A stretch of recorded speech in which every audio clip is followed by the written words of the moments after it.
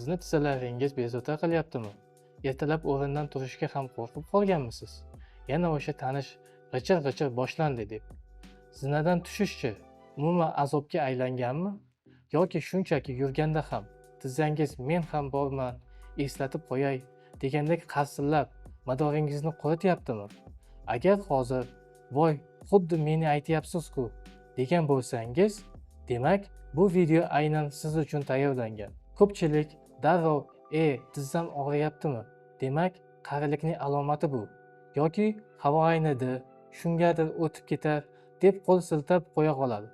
Lekin sizga bir sirni ochaman. Bu har doim ham yoshning o'tgani yoki ob-havoning erkaligi emas. Agar men sizga artroz, bu shunchaki suyakning yemirilishi emas. Uning ortida ancha jiddiy, lekin tushunsa bo'ladigan sabablar bor va eng asosiysi bu sabablarni bartaraf etish, og'riqni jilolash siz o'ylagandan ham ko'ra osonroq bo'lishi mumkin. MRT qildirdingiz, sizda artroz chiqdi. Shifokorlar shunga muolaja qilishdi. Lekin og'riq qolmayapti. Hamma narsani qildingiz, ukol, tabletka, hatto operatsiya, ammo natija yo'q. Bu holat sizga ham tanishmi? Unday bo'lsa videodan uzoqlashmang. Muammo qayerda? Muammo shundaki, biz tashxisni tugash nuqtasi deb bilamiz. Ya'ni MRT qilindi, artroz chiqdi. Demak, muammo aniq. Endi faqat davolash qoldi. Lekin haqiqat ancha murakkabroq. Chunki tashxis bu faqat simptomga berilgan nom. Bu kasallikning sababi emas. Ilmiy faktlarga ko'ra, Garvard tadqiqotchilarining 2019-yilgi tekshiruviga ko'ra, tizza artrozi bor bemorlarda og'ir darajasi bilan funksional imkoniyat o'rtasida to'g'ridan-to'g'ri bog'liqlik bor.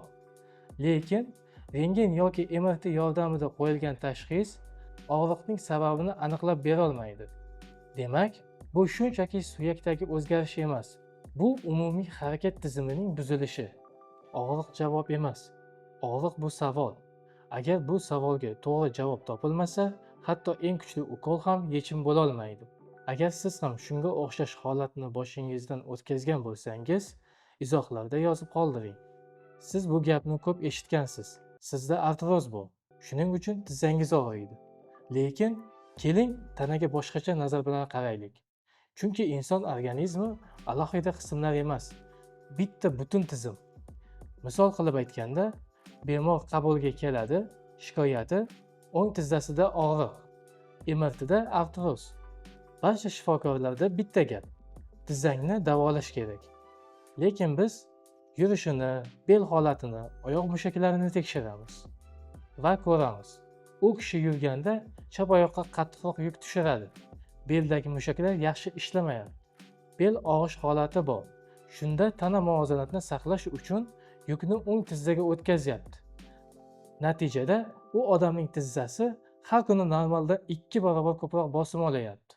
U og'riydi, lekin kasal bo'lgani uchun emas. U boshqa nuqtadagi muammolarni o'z zimmasiga olyapti. Insonga go'yo suyagim yemirilgan, marz sursak yetarli degan qarash juda yuzaki yondashuv.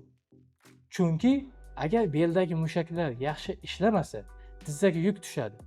Agar tovon bukilgan bo'lsa, tizzaning ichkarisi zo'riqadi. Agar qadding bukilgan bo'lsa, yurish simmetriyasi buziladi. Agar oshqozon mushaklari siqilsa, nafas tor bo'ladi. Agar nafas tor bo'lsa, harakat ritmi o'zgaradi. Va bu o'zgarishlar orqali tizzada og'riq yuz beradi. Ya'ni o'zgarishlar tana tizimida, og'riq oqibati esa tizzada. Sizning miyangiz bu joyim kasal demayapti. U e'tibor ber deb sizga signal beryapti. Shuning uchun agar tizza og'riyapti deyilsa, siz belni ham tekshirtirishingiz kerak. Agar yurish og'riqli bo'lsa, simmetriya bormi? Muvozanat qanday? Yuk qaysi tomondan o'tdi? Shuni bilish kerak. Tanada hamma narsa bir-biriga bog'liq. Xulosa qilib aytganda, inson tanasi butun bir tizim. Sababni to'g'ri topmasangiz, natija ham to'g'ri bo'lmaydi. Tizzangiz qarsillaydi, ochilmaydi, yopishib qolgandek. Tanangiz nima demoqchi? Keling, hayotiy misollarni ko'rib chiqaylik. Tizzam qarsillaydi. Bu og'riqmi? Yo'q. Bu sinovial suyuqlik yetishmovchiligimi? ehtimol, yoki bu to'g'ri yuk taqsimlanmagan bo'g'in ishqalanishimi bo'lishi mumkin. Qasinlash bu mexanik buzilish emas. Bu ko'pincha mushak balansining buzilishi yoki to'g'ri qo'llanmagan yuklama natijasi. Odam o'ylaydi, hech qanday og'riq qilmayapti, lekin aslida bu alomat tana sizni ogohlantirayotgan ovozli signal. Ikkinchi misol, tizzam ochilmaydi, qotgandek subyektiv qotish hissi. Bu ertalab yoki uzoq o'tirgandan keyin paydo bo'ladi. Bu nima? Mushak faolligi pasaygan, bo'g'inda mikrospazm bor, reflekslar sekinlagan, qon aylanishi sustlashgan. Ya'ni bu og'riq emas, bu harakatda kechikish. Uchinchi misol, tizzam yopishib qolgandek, qimirlatib bo'lmaydi. Bu jiddiy signal. Ba'zida odam aytadi, o'ngga burila olmayman, bir yo'nalishda qattiqlashib qoladi. Bu nima bo'lishi mumkin? Bo'g'inda fibroz yoki fassia bloki. Mushak to'xtagan va harakatni uzatmayapti. Bir tarafda qisilib qolish hissi paydo bo'ladi. Bu alomat og'riqdan avval keladigan signal. Agar shu vaqtda harakat tiklanmasa, keyinchalik og'riq rivojlanadi. To'rtinchi misol, tizzam avvaliga muzdek uvishib qoladi. Qo'zg'alishiga vaqt kerak. Bu qon aylanishi va nevrologik signalning pasayishi. Bu holat yoshlarda ham, kattalarda ham kuzatiladi. Nima ro'y beryapti? Bo'g'in faol emas. Qon oqimi kamaygan. Asab orqali ishga tushish vaqti uzaygan. Bu nerv va mushaklar ishlashining pasayishi natijasi. Demak, tananing har bir holati muammoning belgisi. Agar bu so'zlarni eshitib turib, shunchaki qo'rqmaslikni tavsiya qilsak, bu qasddan ko'z yumish bilan barobar. Tana nima demoqchi? Shuni anglash kerak. Xulosa qilib aytganda, tana gapirmaydi. U harakat, kechikish, og'riq orqali sizga signal beradi va ogohlantiradi. Agar biz bu belgilarni to'g'ri anglasak, tashxis qo'yishda apparat emas, tana o'zi ko'proq ma'lumot beradi. Davolanishda qanday xatoliklarga duch kelamiz?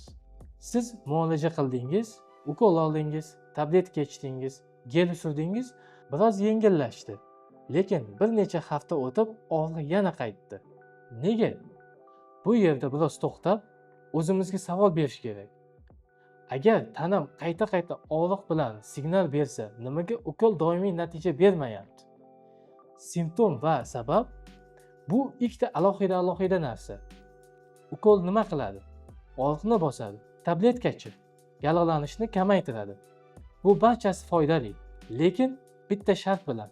Agar sabab hal qilingan bo'lsa, aks holda simptom ketadi, lekin sabab qoladi. Tana yana signal beradi, og'riq qaytadi. Miya og'riqni his qilish markazi orqali sizga signal yuboradi. Ukol shunga ta'sir qiladi.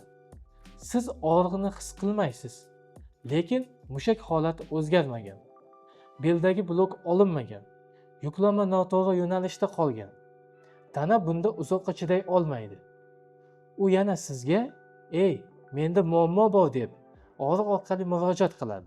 Tizza artrozda simptomatik muolajalar faqat vaqtinchalik yengillik beradi. Funksional tahlil artrozni davolashda eng asosiy element hisoblanadi. Nima sababdan? Operatsiya va ukol yordam bermaydi.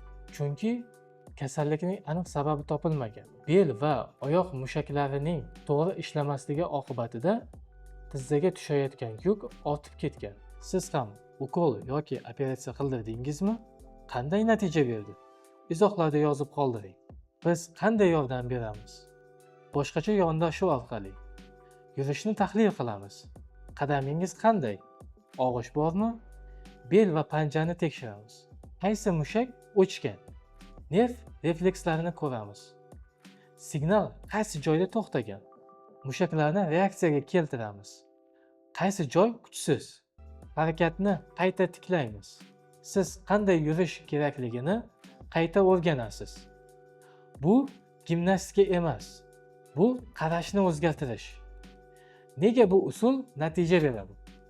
Sababni topamiz. Tanani analiz qilamiz. Harakatni qayta tiklaymiz. Bemorni individual holatiga qarab muolaja qilamiz. Delta klinikasida artroz va bo'g'im kasalliklari maxsus metodikalar orqali samarali davolanib kelmoqda. Bunda biz fizioterapiya, manual terapiya, igla terapiya, massaj, hijama, zuluk va boshqa muolajalardan foydalanamiz. Agarda siz artrozdan operatsiyasiz va o'quv dorilarsiz xalos bo'lishni xohlasangiz, mana shu raqamlarga murojaat qiling. Obuna bo'lishni unutmang, savollaringizni izohlarda qoldiring. Kelasi hafta ko'rishguncha, xayr.